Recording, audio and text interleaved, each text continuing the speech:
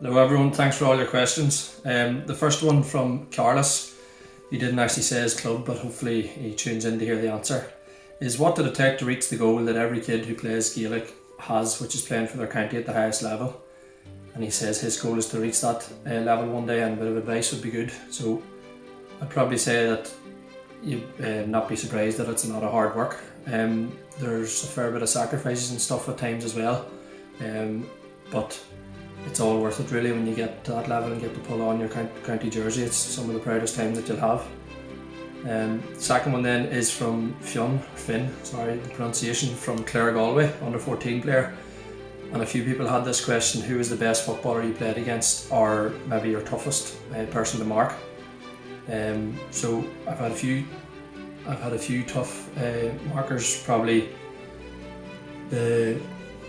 some within our own county team as well, the likes of James Morgan and Paddy Burns, and some of the toughest ones have been from other counties like Darren O'Hagan from Down, and a few of the ones I marked against Mayo last year, which was Keith Higgins and Chris Barrett and Brendan Harrison for a while as well, so all very tough defenders.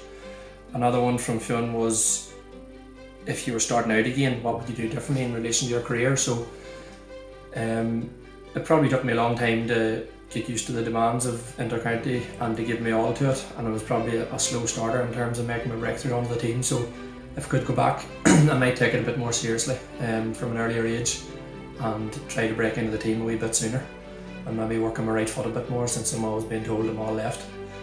Then Tómas from Tyholland in Monaghan had a few ones. He says, what impact does the last few words the captain says in a huddle just before the match? I've played under a few different captains, and everyone has their own different style. At the end of the day, people prepare for games in different ways, and I don't know if those last few words mean that much. Sometimes saying the right thing can give somebody a wee bit of a percentage boost, but at the end of the day, something I always tried to do when I was the captain was to lead by example as opposed to what I say. And then there's a few things in a bit pre-match meal and stuff. Unfortunately, it's very boring. We get sick of eating the chicken and pasta. My one, if I'm at home, if it's a club game, I like beans and toast.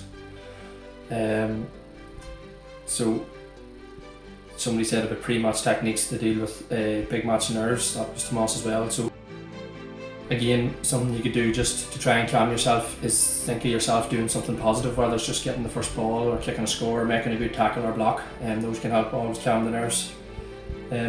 Moving on then to Róisín from Carnmore, Camogie, under 11s. She asked about a favourite post-match meal, so this was a more fun one to answer. It would be pizza. We're actually lucky enough now, after the Armagh Championship games, we get to indulge in pizza and a few chocolate bars, but don't tell anyone. And the last couple then is from Sean from Claregalway under 12s, again on Claregalway. So what qualities does a good captain need to have? And it's kind of like what I answered before in terms of being someone who leads by example. Again, like within a team, especially at inter-county level, they're very experienced players who are the best players obviously in the county from their clubs, so they don't exactly need to be told too much to get them in the zone. So it's important just that you look after yourself, and that's something that I found out over the years, that the rest of the things, they take care of themselves and just try to probably inspire people by your example. And the last one then was, who are your biggest rivals and why? So it'd be no surprise really that in the club it's your local neighbours that are always your rivals, and then in the county it's something similar.